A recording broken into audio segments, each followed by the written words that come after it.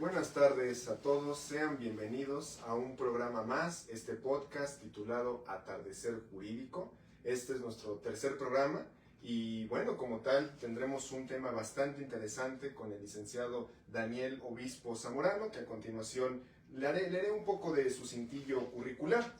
Es licenciado en Derecho por el Centro de Estudios Superiores en Ciencias Jurídicas y Criminológicas, maestrante en Ciencias Penales por el Instituto CECAP, Centro de Estudio y Capacitación SC, es técnico superior universitario en Escenas del Crimen por el Instituto Lucía Botín, capacitador certificado por CEP, CONOCE y titular del despacho jurídico Zamorano y Asociados. El licenciado Daniel, vamos a crear esta dialéctica, esta conversación, como ya hemos venido con los dos programas anteriores, con la importancia del primer respondiente en el sistema penal acusatorio.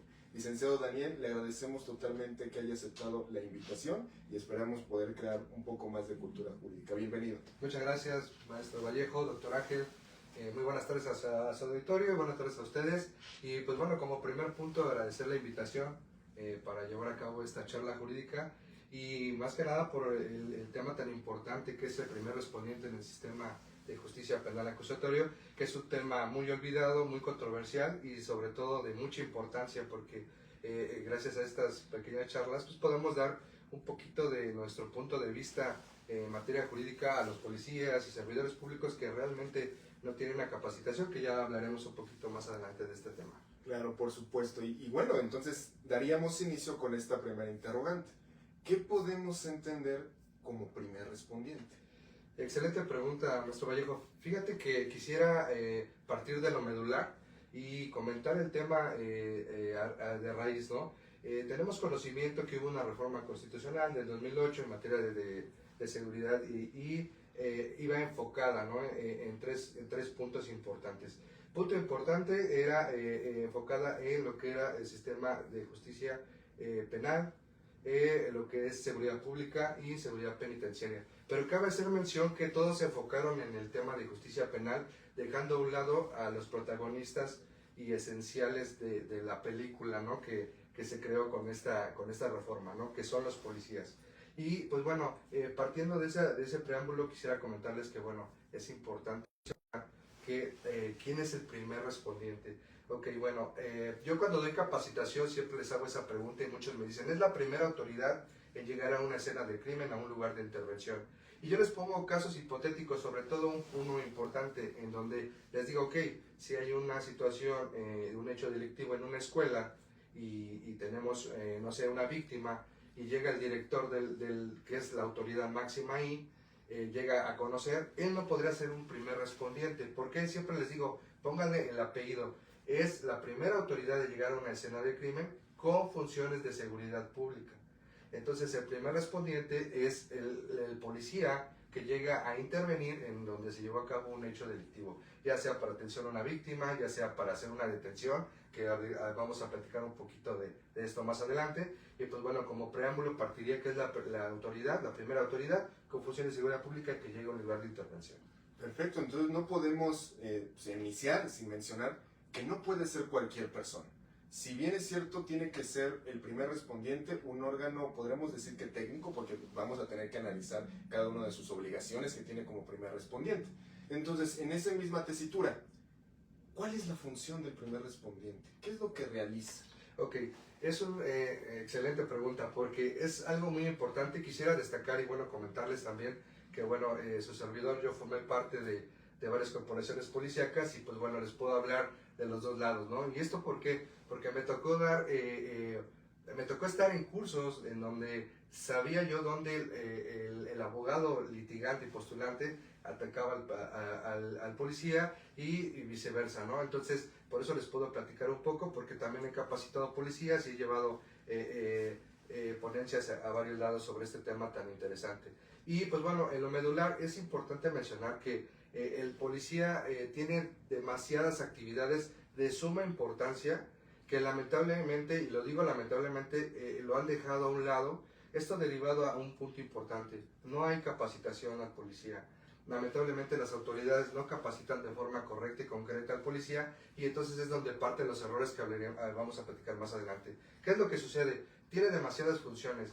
Por eso yo admiro mucho al policía, porque realmente yo le llamo que es un testigo experto, que no cualquiera entra y se pone un uniforme, porque de entrada, de primera instancia, el policía tiene, y lo decimos de manera coloquial, un pie en la cárcel, porque puede meterse en un problema fuerte por la responsabilidad que conlleva su actividad, y por otro lado, arriesgar la vida, y no solo eso, tener una capacitación concreta para no tener errores que a futuro van a tener consecuencias, ¿no?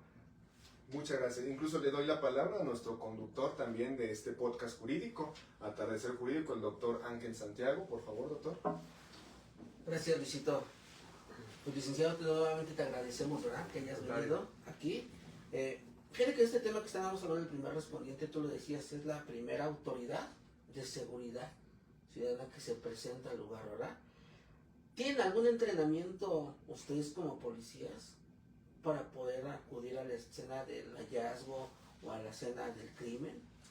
Sí, es correcto. Mira, hay demasiadas capacitaciones que se otorgan, entre ellas el tema de lo que es el primer respondiente, porque se creó un protocolo que ha sido actualizado y que ha sido impartido, pero lamentablemente no ha sido enfocado de manera concreta para los policías, porque no les llega la información correcta, y sobre todo porque regresamos a lo mismo. Un policía tiene horarios larguísimos de 24 horas y no le da tiempo para capacitarse, y entonces lo que hace es medio escuchar y aprender de manera empírica. Sin embargo, no tienen el enfoque correcto.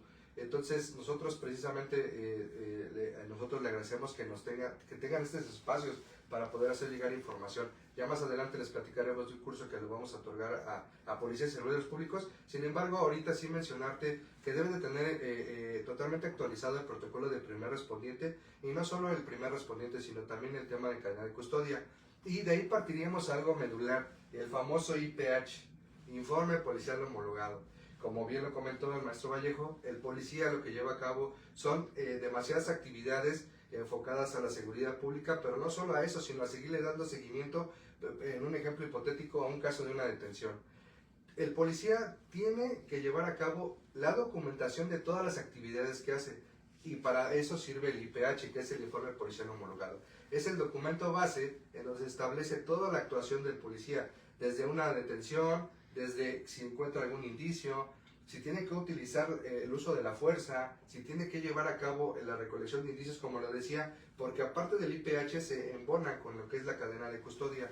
Esta documentación va sellada y firmada por el policía, y la recibe el Ministerio Público en caso de una detención. Es decir, si yo, policía, llego a un lugar y hago una detención en flagrancia, que ese es otro tema importantísimo, el tema de la detención en flagrancia, el artículo 146 del Código Nacional de Procedimientos Penales. Bueno, por las hipótesis, en un ejemplo y en un caso hipotético, hago una detención de una persona, y pues bueno, para hacer una detención debo de llevar un control y un registro de toda la actividad que hice desde que yo llegué. Y ahí viene una parte importante, la narración de los hechos. Les comentaba al inicio que me tocó ir a cursos cuando era policía, de abogados litigantes, y decían siempre, cuando recibas la cadena de custodia y llevas la defensa, lo primero que tienes que ver es el IPH. ¿Y saben por qué lo digo? Porque ahí detectan los errores, porque tristemente les decía, no hay una capacitación del policía. Me ha tocado ver policías que llegan y yo no sé llenar esto. ¿Quién se los llena? El Ministerio Público. ¿Y qué sucede ahí? El Ministerio Público pone y cuadra, y perdón que lo diga, porque si hay audiencia de ministerios públicos, una disculpa porque no todos son así, pero bueno, comentar que cuadran la narración de los hechos, y entonces de ahí partimos a que lleven errores y que el policía primer respondiente no sepa ni siquiera lo que va en la narración de hechos. Y evidentemente, y lo digo porque como tienen conocimiento, su servidor, yo postulo materia penal, y pues de forma evidente ahora me voy al IPH y detecto todos los errores, ¿no? Casos hipotéticos más bien no hipotéticos, casos reales que he tenido, veo, y cuando ves el horario está incorrecto, la forma de la detención es incorrecta, todo el registro de trazabilidad de poder recolectar un indicio es incorrecto, y entonces es materia para podernos llevar en este caso a los imputados en etapas iniciales, ¿no? Que también vamos a platicar ahorita la importancia de poder llenar de forma correcta un IPH. Muy bien, licenciado.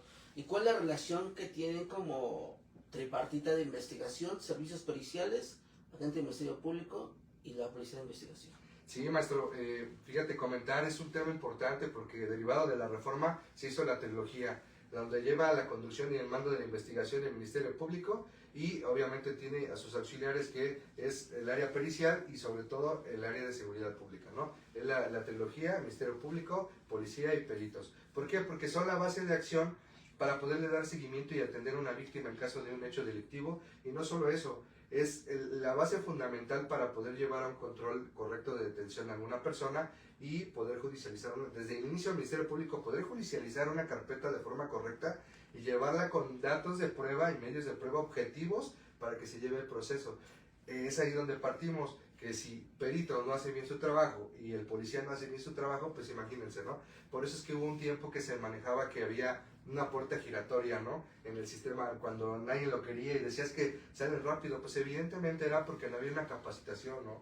Me tocó ver un caso en donde se llevó a cabo un robo con violencia en transporte público y resulta que los primeros respondientes, insisto, yo vengo de la policía, me formé en la policía y yo les decía a los compañeros, no hagan cosas que no, ¿qué sucedía?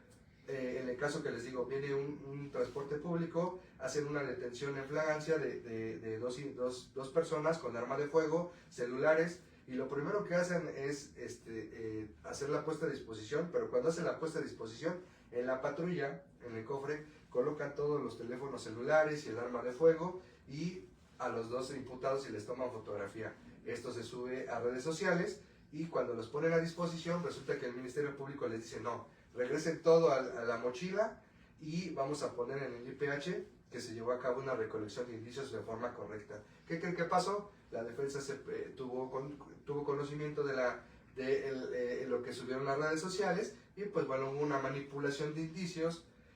Esos indicios nunca los tuvieron los imputados y aunque hayan hecho un trabajo espectacular y hayan arriesgado su vida en hacer una detención, pues bueno, la detención se cae porque no llevan un protocolo y no llevan una buena capacitación para llevar a cabo una recolección de indicios y una buena puesta a disposición. Por favor, Rencio. Y fíjese nada más qué notas tan importantes estamos sacando a relucir, porque una de las cuestiones más importantes del primer respondiente, y estamos hablando sobre ello, es la capacitación. Pero sobre todo aquí vemos que qué preocupación está teniendo el Estado por capacitar a su personal, porque aquí también va la inferencia de que también tenemos que inferir que la cuestión económica también está inferida en derecho penal o la defensa de los propios derechos, porque uno de los problemas de por qué no se capacita a las autoridades es por el dinero. Muchos mencionan esa falta de economía, esa falta de recursos, es por la cual que no se capacita al primer respondiente y además autoridades, no nada más citando a un primer respondiente.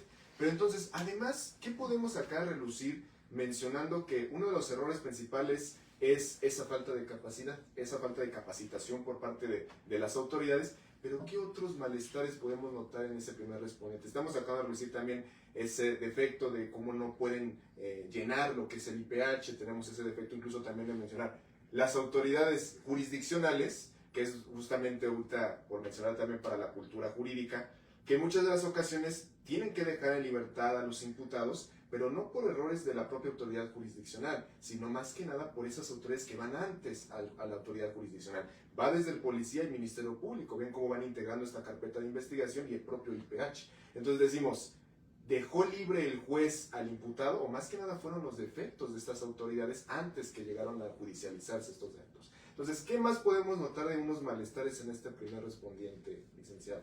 Sí, en lo medular es el tema de capacitación. Yo siempre soy de los capacitadores que les digo al primer respondiente, no solo te debes de capacitar, sino también actualizar. Si te capacitas y no te actualizas, también estás perdido. Sin embargo, yo les digo que sean autodidactas, porque evidentemente el tema de recurso que llega para la capacitación, y sobre todo me ha tocado capacitar policías municipales y estatales, me ha tocado tener la fortuna de ir a varios estados y comentarte que, híjole, el salario de un policía es híjole, no sé ni la palabra, pero es demasiado bajo y entonces evidentemente el policía no le pone empeño.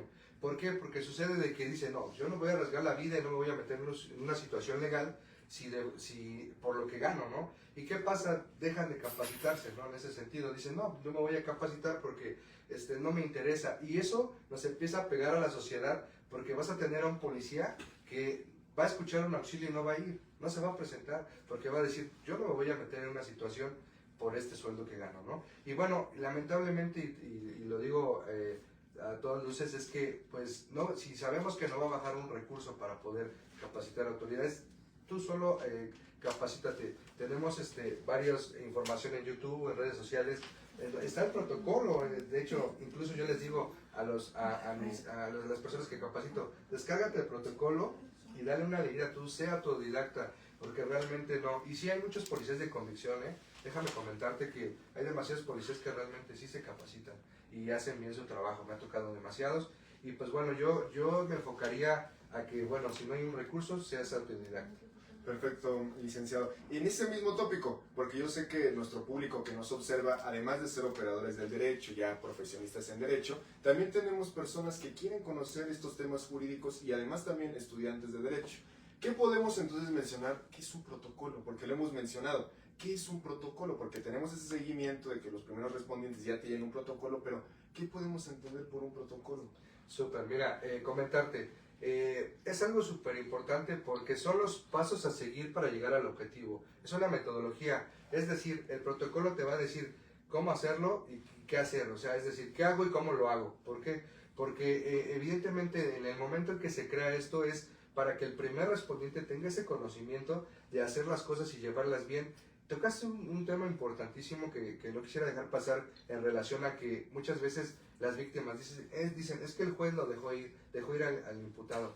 Y evidentemente esa es una parte esencial porque comentarte que no es porque el juez lo haya dejado, como bien lo manejaste, es porque hay errores en llenar un IPH, en llevar a cabo una puesta a disposición, errores garrafales que el juzgador dice, a mí no me entregaste un dato objetivo, un medio de prueba objetivo, lo que me traes está cuadrado, y me ha tocado ver en audiencias, porque como les comentaba, yo también postulo, en donde les llama la atención al fiscal y dicen, ¿cómo trajiste esto aquí? O sea, ¿cómo fue posible? Y lamentablemente y tristemente les quiero comentar que, bueno, también en las fiscalías y en la policía, pues les manejan estadísticas, ¿no? De que necesitamos puestas a disposición y necesitamos carpetas judicializadas. Y entonces lleva a los errores, porque si bien es cierto, comentas, el Ministerio Público tiene demasiado trabajo. Y en ocasiones, por ejemplo, en el Estado de México, un primer Ministerio Público recibe la denuncia, después judicializa y lo recibe el área de judicialización, un asunto que no tomó de inicio. ¿Y qué es lo que sucede? Si se va a juicio esta parte, después de la etapa intermedia, conoce otro Ministerio Público. Entonces de ahí, pues la Fiscalía no tiene conocimiento desde que inició el hecho delictivo. Entonces, sí es bien importante la capacitación, como lo mencionaba, pero sobre todo es poner ímpetu porque sí hay material para los policías, sí habemos gente que lo podemos capacitar, solamente también es que ellos quieran. ¿Y ese protocolo es de cumplimiento obligatorio o es opción? No, qué buena pregunta, es un protocolo que lo debe de conocer toda la policía, incluso nosotros como capacitadores externos nos lo otorgan precisamente para hacérselos llegar. Y ese protocolo es el esencial que debe de conocer el primer respondiente. Nosotros lo damos en capacitación en las academias a los cadetes y les damos cursos de actualización del protocolo del primer respondiente. Y no solo eso, les ayudamos a llenar del IPH porque es un tema importantísimo el IPH, en donde con el simple hecho de colocar un horario mal, un nombre mal o un objeto no lo narren, me acaba de suceder, nos llevamos a unos imputados en la primera audiencia, que ahorita la vamos a platicar por qué es tan importante el IPH en el procedimiento. Me lo llevé derivado a que hacen una detención de dos personas con supuesto por un delito de narcomenudeo en posesión simple, y resulta que la droga la traen en una mariconera, pero ¿qué creen? Que desapareció la mariconera.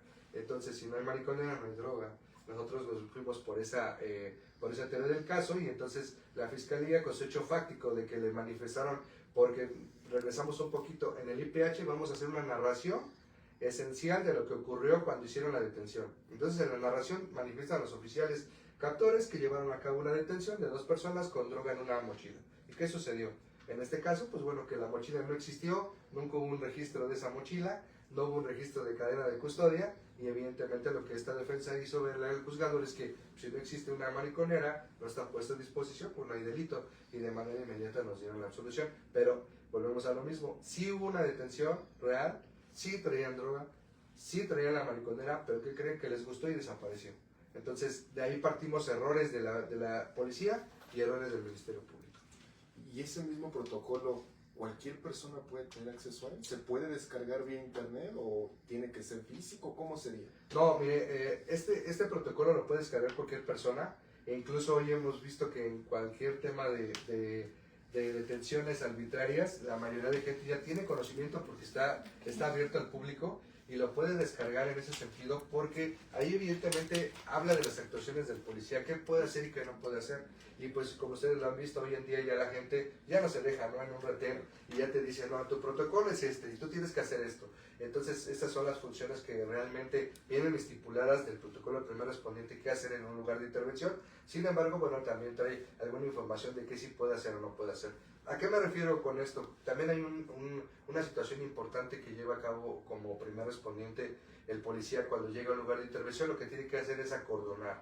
Yo siempre les digo, tiene que llevar a cabo un acordonamiento correcto para que no se vicie y no se mueva ningún tipo de indicio, para que se logre una buena investigación.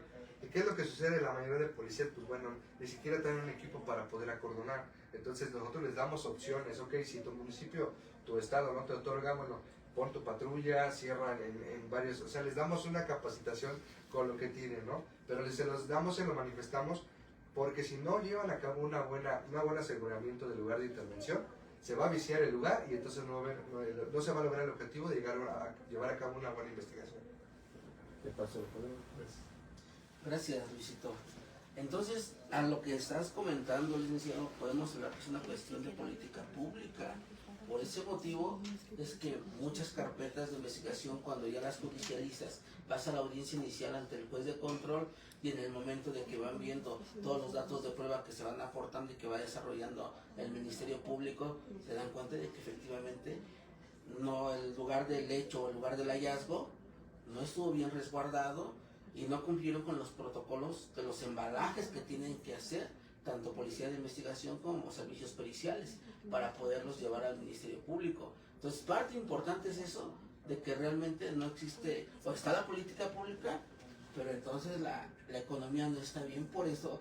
Poder circular, ¿no?, y darle seguridad pública a la gente. Eso yo les llamo policías de convicción, que realmente dicen, bueno, pues vamos a apoyar, ¿no? Y son temas muy, muy controversiales, porque, pues bueno, lamentablemente no lo vamos a cambiar. Yo les digo a mis alumnos y a la gente que capacito que hay que buscarle, ¿no?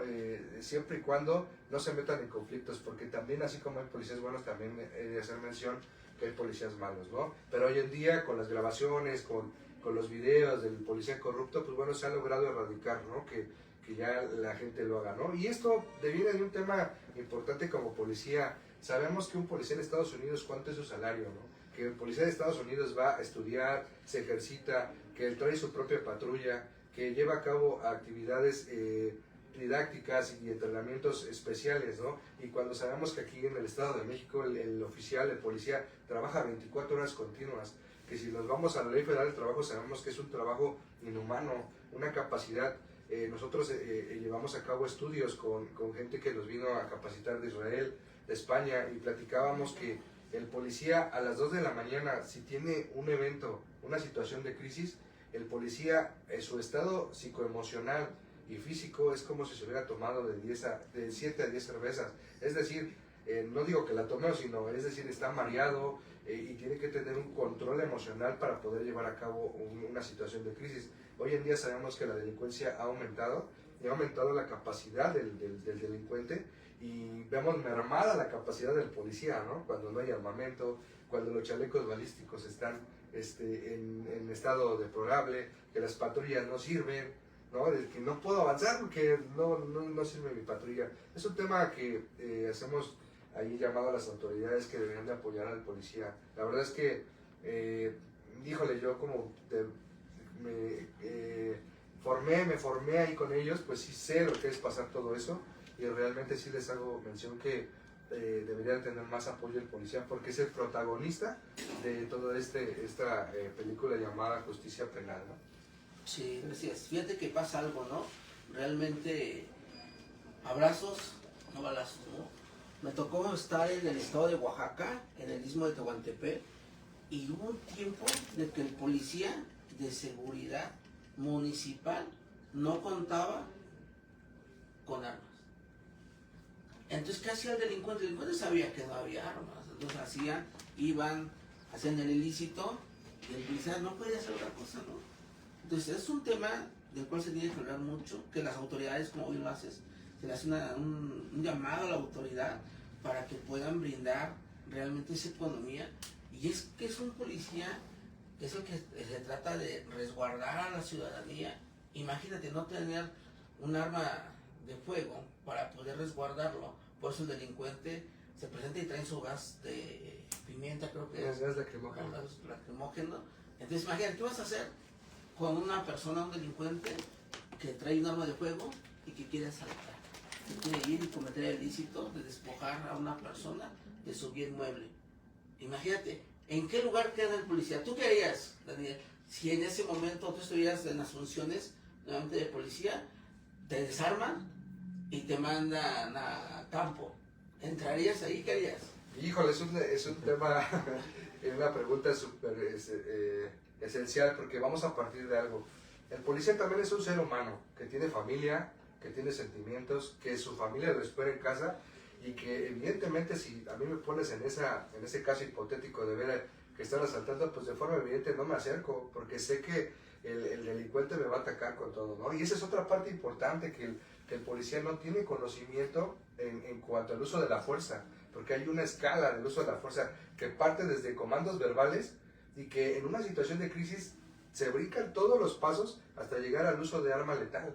Entonces, ha habido situaciones en donde paran a un vehículo, se acercan a la ventana y de un buenas noches se hace un intercambio de disparos, en donde la mayoría de ocasiones, si no tienes capacitación y no sabes cómo llevar a cabo una actuación en un vehículo sospechoso, que en este caso ya sabemos que no existe sospechosismo, pero lo siguen operando el policía, dice, ese está sospechoso, y si no llevas y te paras en un lugar adecuado, puedes perder la vida en segundos, te reciben a balazos. Entonces, evidentemente, si no traes una capacitación, que volvemos a lo mismo, pues no vas a poder operar, ¿no? Yo siempre les digo, valoren su vida, a los policías siempre les digo, capacítense, tomen sus cursos, sean autodidactas, porque es mejor aquí que estén teniendo errores y no en la calle, ¿no? Porque pueden perder su vida. Gracias. Luis, por favor. En esa cuestión me gustaría regresar incluso en esta parte del aseguramiento. Incluso sería interesante mencionar qué tipo de lugares de hechos o lugares de la escena del crimen tenemos, porque eso también es importante citarlo, que aquel abogado que se quiere dedicar a materia penal no nada más es conocer esa legislación penal, tanto sustantiva, adjetiva, sino también hay que conocer sobre temas de criminalística, de criminología, porque esta cuestión del lugar del crimen, lugar del hallazgo, porque también creo que hay una diferencia en ese apartado. ¿Cómo podemos describirlo, diferenciarlo? Porque tenemos lugares abiertos, cerrados, mixtos, y el aseguramiento es diferente entre estos tres. Totalmente cierto, sí, efectivamente, tal cual lo manifestaste, existen tres tipos de lugares de intervención: el lugar abierto, el cerrado y el mixto. Y en muchas partes ni tienen la confusión del mixto. ¿Qué es lo que sucede? Yo voy a poner un caso hipotético. En un domicilio se meten a querer robar por la noche, pero el dueño del inmueble tiene una aportación de arma legal, una aportación de arma que le autorizó Sedena, y pues bueno, lleva a cabo, como se encuentra en una amenaza real, actual, inminente, lleva a cabo un procedimiento de una legítima defensa y se encuentra a las personas que ingresan a su domicilio para querer robar. Él lleva a cabo y hace detonaciones y lastima a 2 personas, hiere a 2 personas de las que intentaron robar. Uno de ellos cae muerto en el patio y otro más entre la calle y su puerta de acceso. Entonces, de forma evidente, vamos a partir. El lugar cerrado de intervención podría ser solamente la casa, el lugar abierto es la calle, y el lugar mixto es cuando hay indicios de donde posiblemente se llevó a cabo un hecho delictivo, en los dos sentidos. Un lugar cerrado, un lugar abierto, y por eso se le llama lugar mixto. ¿Qué se tiene que hacer ahí? Llevar un acordonamiento desde varios metros a la redonda para efecto de que no se visee, como les comentaba al inicio. En ocasiones me ha tocado ver que llegan al lugar de intervención los policías y ahí están pisando los casquillos, encuentran algo y con permiso, no, y siempre les digo a los oficiales, no tomen nada de los objetos, o empiezan a levantar y pues bueno, como saben, no traen equipo y si encuentran por ejemplo una taza, pues la levantan y ven y bueno, ahí ya manipularon el lugar de intervención y pues evidentemente no se va a llegar al objetivo de la investigación. Entonces, ¿qué les decimos nosotros? Porque hay un tema de priorizar. El tema de priorizar es evidentemente cuando se tiene que llevar a cabo de manera inmediata la recolección de un indicio, pero la mayoría de los oficiales no se meten en tema hasta que lleguen peritos. Precisamente, ¿por qué? Porque no tienen el equipo adecuado, no tienen el conocimiento de cómo hacerlo y partimos desde que no tienen un formato de cadena de custodia. Desde ahí partimos, ¿no? Entonces dicen, yo no sé llenar una cadena de custodia, entonces de manera mejor yo no me meto en broncas y espero 4 horas a que vengan a levantar el indicio, ¿no? Entonces, ¿por qué? Porque falta la capacitación, pero evidentemente en el protocolo lo podemos realizar, pero siempre y cuando tengamos todo. Yo les decía a los municipios que he capacitado, si no lo conocen, mejor no lo hagan, porque se pueden meter en temas, ¿no? Sobre todo porque hay responsabilidades, ¿no? Y una responsabilidad que pueden adquirir es manipulando un indicio y si no lo llevan. Y dejamos a un lado el tema de la responsabilidad porque tal vez no se llegue hasta ahí, pero ¿sabes qué sí puede pasar? Que el abogado defensor detecte que hay una manipulación de algún indicio y tenga que llevarse libre a la persona que detuvieron arriesgando la vida, ¿no? Y en esa cuestión entonces decimos, ¿el policía tendría que tener alguna carrera en específico? ¿Cuáles son los requisitos para ser policía? Porque en algunas oportunidades dicen, o también la pregunta sería, ¿cuál sería la carrera idónea para ser policía? Porque algunos se recomiendan, ¿no? Pues estudia la licenciatura en criminalística, la licenciatura en derecho, pero ¿es requisito sine qua non para ser policía? Híjole, no, mira, comentarte que hoy en día, y vamos a revisar otro punto también muy controversial, en donde hoy lamentablemente ya no hay policías de convicción, a hoy solo lo ven como una oferta de trabajo. Es decir, a mí me tocó desde capacitar a gente con solo secundaria y que son buenos policías de convicción, pero también me tocó ver abogados, licenciados en Derecho, en la policía, psicólogos, peritos, que llegaban ahí porque no tenían trabajo en la calle y decían, pues es una opción, una oferta de trabajo ser policía. E incluso me tocó en capacitaciones que yo les preguntaba, oye, ¿cuál es tu nombre y por qué quieres ser policía? Y me decían, no, pues yo vengo a hacer dinero. Yo les decía, compañero, con todo respeto, en 3 meses no vas a estar aquí, vas a tener un problema jurídico del tamaño del mundo si sales con esa mentalidad. Y lamentablemente me tocó ver que de repente yo en las filas de cadetes les decía, ¿y qué estudios tienes? No, pues soy psicólogo, soy criminólogo, soy abogado. Y luego, no, es que no hay trabajo en la calle, entonces es ya lo ven como falta de trabajo. Pero en cuanto a tu pregunta, yo creo que es factible tener conocimiento de leyes y voy a partir de otro punto importante antes de que se me pase. El tema de que te piden para poder ingresar a una policía municipal la licenciatura en Derecho, Criminología o Psicología, pero tenemos un sueldo de secundaria, ¿no? Híjole, qué tristeza. Pero, y entonces, ya con este apartado, yo en este apartado que he tenido en la cuestión en el SAGE UNAM, que estamos en seminarios de investigación, siempre mencionamos, si la cuestión es denunciar, la cuestión de los defectos, criticar, qué es lo que vemos, pero no quedarnos en ese apartado, que es lo que mucha sociedad hace, ¿no? Siempre denunciar, siempre criticar, pero ahora también hay que anunciar. ¿Cómo podemos tener esas posibles soluciones cómo podemos ya contener o decir que un primer respondiente tiene una actuación adecuada? ¿Cuál podría ser una actuación adecuada de un primer respondiente?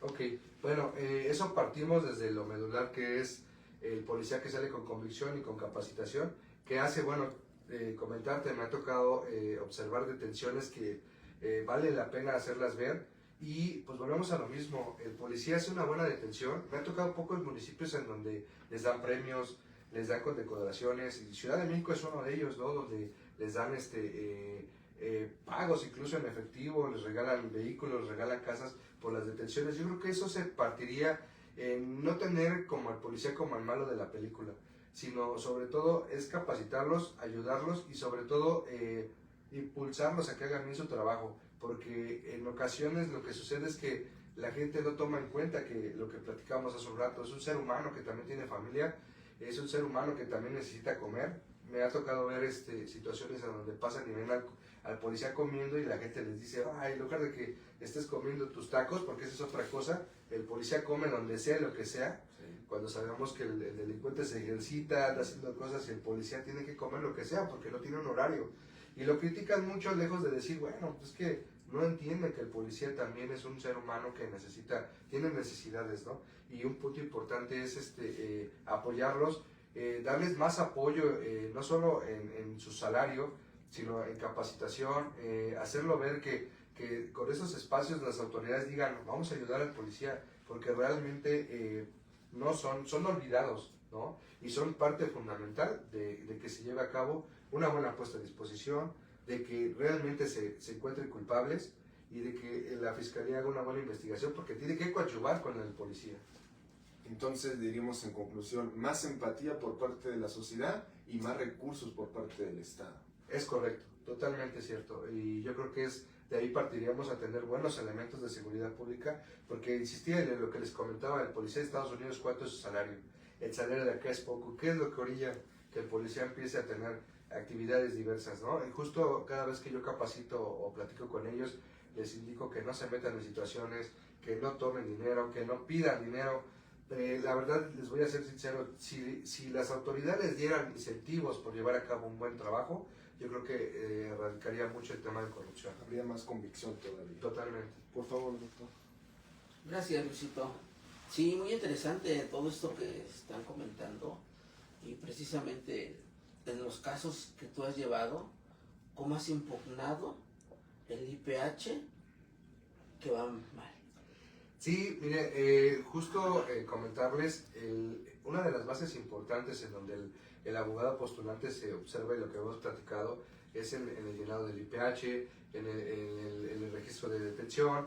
Esto derivado a que el policía no solamente debe estar bien capacitado como primer respondiente y cadena de custodia, sino también debe de tener una capacitación correcta y concreta, porque en ocasiones son órganos de prueba que se ofertan desde una base fundamental que es la etapa inicial, y desde ahí partimos, porque la mayoría, me ha tocado ir, ahorita que estoy cursando la maestría de ciencias penales, tengo excelentes maestros que nos manifiestan, ni siquiera vas a llegar a juicio cuando hagas una buena audiencia inicial, porque hay una parte importante de la audiencia inicial cuando es con detenido, porque hay con detenido y sin detenido. Cuando hay con detenido es porque evidentemente participó algún oficial, ya sea un policía de investigación, ya sea un policía preventivo, un policía municipal o estatal. Cuando es un control de detención, es la parte fundamental, porque cuando inicia la audiencia inicial, una de las partes importantes es el control de detención. En ese control de detención se va a debatir la manera en que fue puesto a disposición desde la detención de un imputado, cómo fue que lo detuvieron, a qué lo detuvieron, ahí se narra parte del hecho fáctico de la fiscalía, en donde evidentemente se detecta si la detención fue legal o ilegal.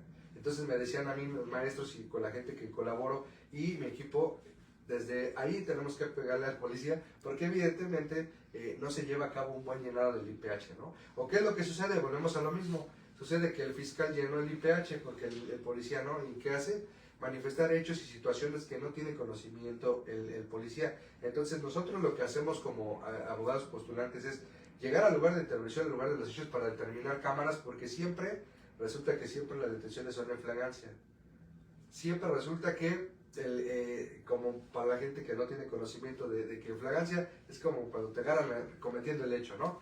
Y resulta que los hechos no fueron así, que la detención la ponen que fue a la 1 de la tarde, cuando realmente fue desde las 11 de la mañana, ¿no? Entonces nosotros nos abocamos mucho a esa parte, y sobre todo cuando vemos que posiblemente llevaron a cabo bien un llenado de IPH y una buena puesta a disposición, ofertamos a los policías, y en un interrogatorio y contrainterrogatorio, pues de manera inmediata, porque ellos no estuvieron o no saben, y esa es otra parte importante, que llega el mando policíaco y dice, a ver, quiero que tú hagas la puesta a disposición, pero ¿por qué lo voy a hacer yo si no está? Porque entonces te vamos a castigar, te vamos a sancionar, y entonces pues nos mandan a policías que no estuvieron ahí, incluso ha llegado, me ha tocado que donde dice el policía es que la verdad yo no estuve ahí, señoría, en este acto solicitamos que deje en libertad al imputado, ni siquiera el policía prensor, que se supone que es el policía prensor, llevó a cabo la detención, no estuvo, y pues aunque de verdad hayan cometido un hecho delictivo esta gente, si no se capacita al oficial, pues bueno, se van a caer los asuntos para ellos. Sí. Fíjate que, bueno, lo que comentabas de la audiencia de control de detención. ahí tenía que hacer un registro en el Registro Nacional de Detenciones. Ese lo tiene que hacer el policía o lo hace el agente del Ministerio Público y lo puedes llevar, si no lo hicieron, te puedes llevar a tu detenido. Es correcto, un punto importante. Eso se implementó hace poco derivado de esas situaciones de donde, híjole, para no manifestarlo desaparecían personas, ¿no? Lamentablemente. ¿Qué es lo que sucedió? Se crea este registro en donde es una base fundamental para que cuando todo el primer respondiente lleve a cabo una detención, de forma inmediata, así dice el protocolo, pero que evidentemente nadie lo hace, y ese es otro punto importante, no manifiesta que hubo una detención. ¿Qué es lo que le solicitan ahí? Les dan un número de folio en donde van a manifestar el nombre completo del detenido, la dirección en donde fue hecha la detención y el punto importante, ¿por qué delito? Ese registro se sube a un sistema que cualquier persona lo puede descargar. Hoy en día, cuando a nosotros nos llaman para verificar un asunto, que es que creen que me acaban de decir que detuvieron a mi familiar, lo primero que hacemos es ingresar a la plataforma, te piden los datos personales para efecto de que tú puedas tener acceso al registro. Después de que ingresas el CUR, tu nombre, correo, número telefónico, te va a solicitar el CUR de la persona y con ese CUR te va a arrojar en qué fiscalía está, por qué delito, cuál es el lugar de donde lo fue detenido y su nombre completo. De ahí partes, porque ahí es la búsqueda para poder arribar a la fiscalía y poder tener información de ese detenido. Y pues bueno, como bien lo comentas, la mayoría de policías no tenían conocimiento. Hasta estas alturas del partido hay policías que omiten hacer eso porque tienen ese pensamiento o esa indicación de que la fiscalía lo hace, y no es así. Cuando llega a la fiscalía a poner a disposición a alguien, lo primero que les dice el fiscal es: ya mandaste la información al Registro Nacional de Detenciones. Híjole, ¿qué crees que todavía no? ¿Y a qué hora fue la detención? No, pues fue a la 1 de la tarde, pero ya son las 2. Ah, no te preocupes, vamos a ponerle que la detención fue a las 2. Por eso ahora... Y hablamos también de esos tópicos en los juzgadores que hablan bueno, haciendo un derecho comparado aquí internamente en nuestras entidades federativas, decimos, bueno, ¿por qué el policía no hace el registro de detención?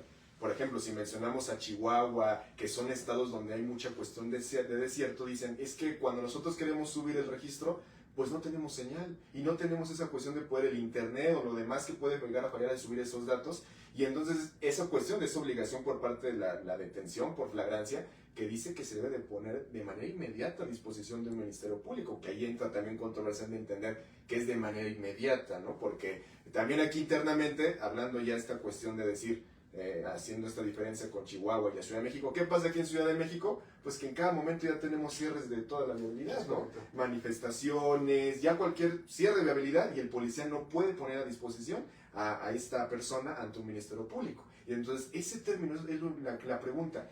¿Cuándo empieza a correr ese término de 48 horas? Que es lo que tiene que tener el Ministerio Público de retención, porque es lo que tendríamos que agregar para que la persona quede en totalmente libertad. Diríamos, ¿desde qué momento empieza a correr ese término? Porque eso también es importante para el primer respondiente. Sí, es correcto, es un tema controversial porque hay demasiados criterios por los juzgadores.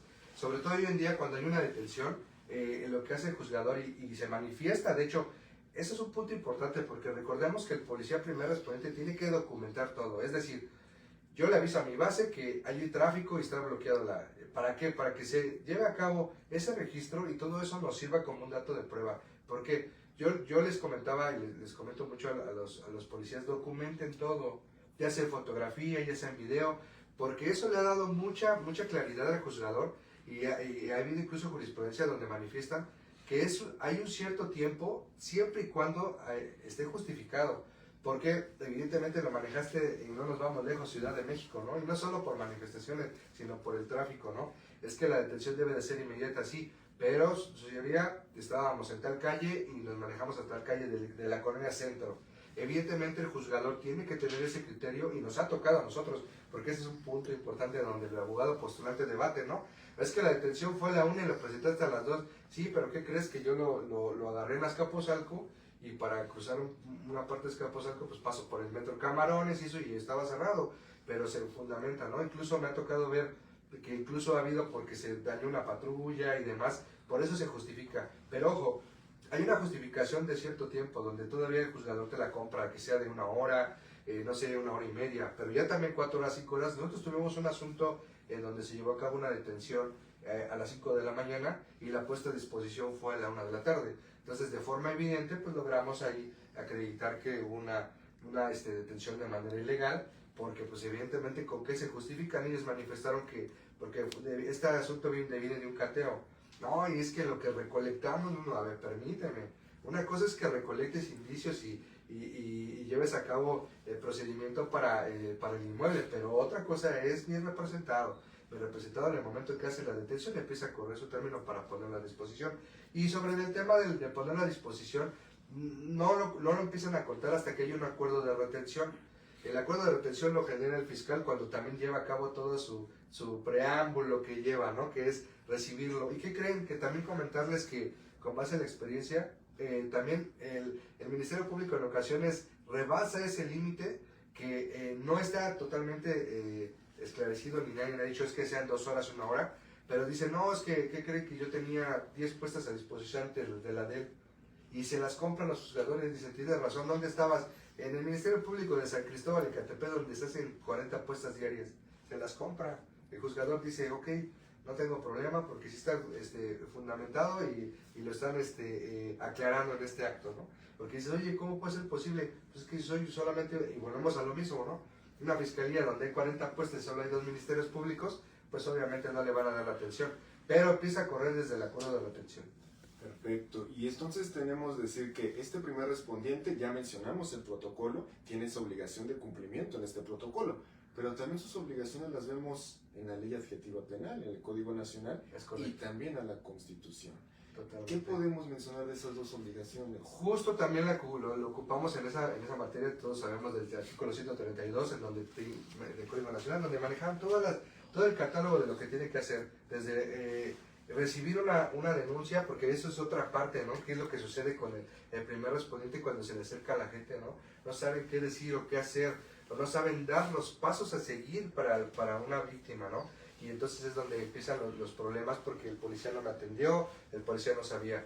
Pero justo yo les doy ese artículo a la gente que capacito para que vean todo el catálogo de las actividades que tienen que hacer, desde recibir una denuncia, desde llevar a cabo una detención, y cosas fundamentales que el policía no tiene conocimiento, no sabe, no dice, ¿sabes qué? La verdad es que pues yo ni sabía, ¿no?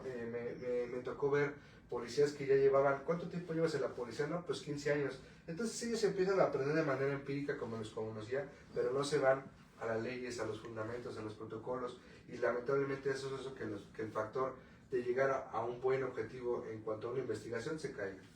Perfecto.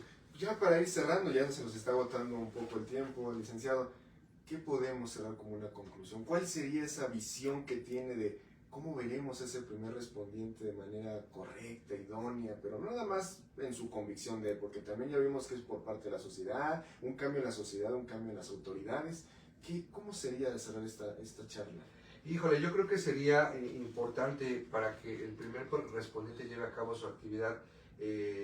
Yo insisto que sea apoyo total, no solo de la sociedad, de las autoridades, pero también que sea parte de uno mismo. Cuando se decide llevar a cabo ser un policía, siempre lo he dicho, debes de tener esa playera no solo puesta sino tatuada, ¿no? De decir, sí quiero ser policía y lo que me lleva a eso. Y no solamente es tocarlo como un policía, sino como cualquier actividad.